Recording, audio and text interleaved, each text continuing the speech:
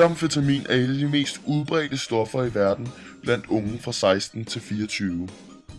Vores reporter, Wolfgang Kamsten, har begivet sig ud for at finde mere information om stoffet. Metamfetamin er et af verdens farligste stoffer. Det er nemt og billigt at fremstille, men kan have store konsekvenser for de afhængige og deres familier. Nogle af konsekvenserne kan være graviditet, etc. Wolfgang Kamsten er taget ud for at besøge en hardcore stofmisbruger, der vil fortælle om stoffet.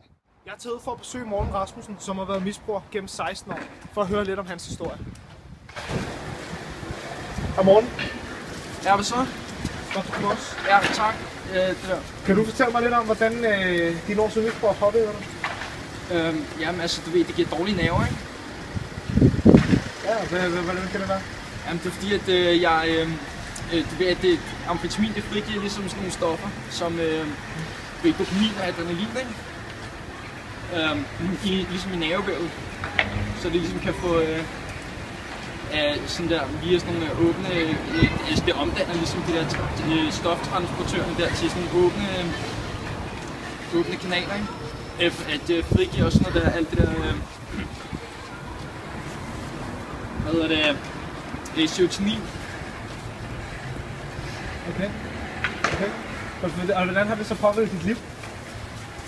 Jamen altså, det har påvirket mit liv, altså jeg er ligesom blevet, som jeg er nu, ikke?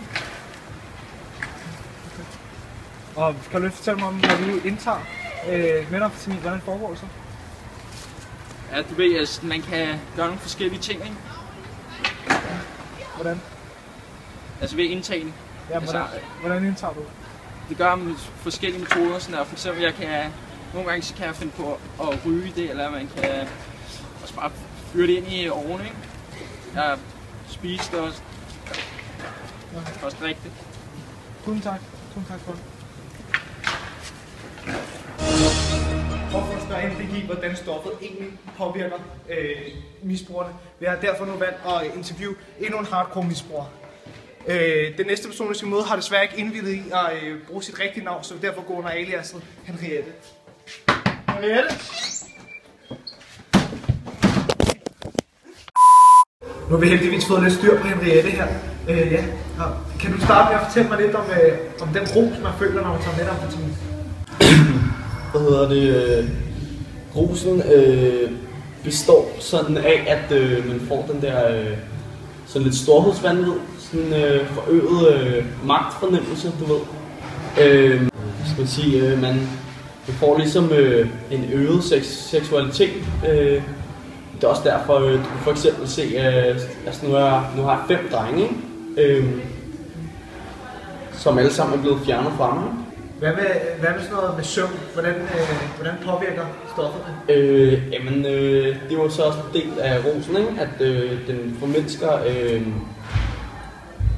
den formindsker søvnmangel. Jeg har ikke sovet i 2 uger nu. Og så også noget med eufori. Kan du prøve at uddybe lidt mere, hvad for nogle bivirkninger der er?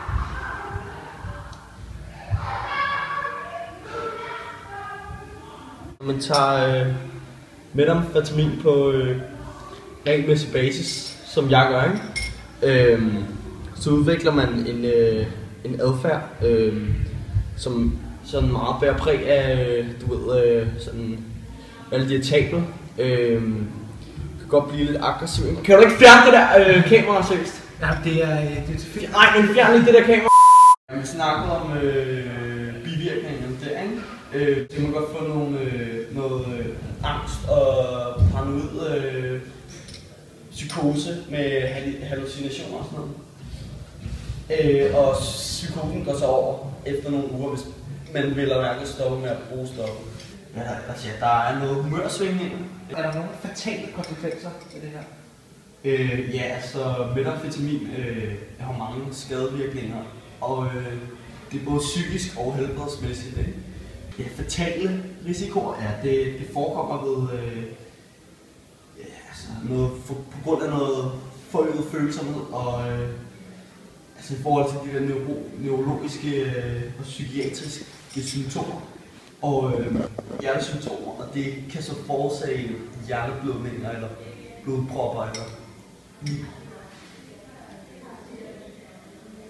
Måske er det bare bedst, at vi bare stopper den her, og så siger jeg tusind tak. Tusind tak for det. Det var alt. Det var en ubehagelig oplevelse. Man kan tydeligt mærke, hvordan det her stof simpelthen påvirker misbrugeren så meget, at man simpelthen føler ubehag ved sig selv. Efter 2 voldsomme oplevelser med de 2 stofmisbrugere, Henriette og Morten Rasmussen, er nu tid på Rigshospitalet, for simpelthen bare lige at få at vide noget fakta om selve stoffet metamfetamin. Og hej, Jack Sky. Hej. Hyggeligt, du mødes. Ja. Kan du fortælle mig lidt om, hvordan selve stoffet blev opfundet? Ja, selvfølgelig. Stoffet blev første gang udviklet af Vasar Idolin i Berlin i 1887.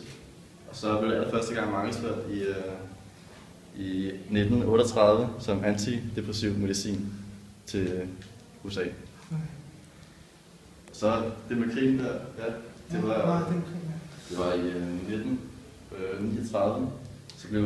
Så militærlægen Ranke Pervitin, han testede stoffet på 90 studenter, og så opdagede han simpelthen, at trangen til søvn forsvandt, samtidig med, at de kunne tåle tørst, sult og smerte.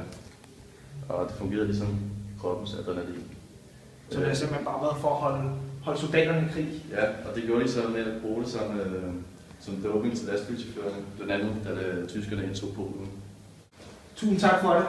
Det var så. Af for den der. Som vi har lært, så er metamfetamin et forfærdeligt stof. Som Morten Rasmussen fortalte os om, så kan det gå ind og ødelægge nervesystemet. Og som Henriette fortalte os om, så kan det have både midlertidige, permanente og fatale konsekvenser. Derudover var det også et stof, der oprindeligt blev brugt i krigsførsel. Så næste gang I overvejer til metamfetamin, så lad være med det. Eller stay in school and don't do drugs. Nej. Jeg tror altså ikke vores... Jeg tager den en anden dag. Okay.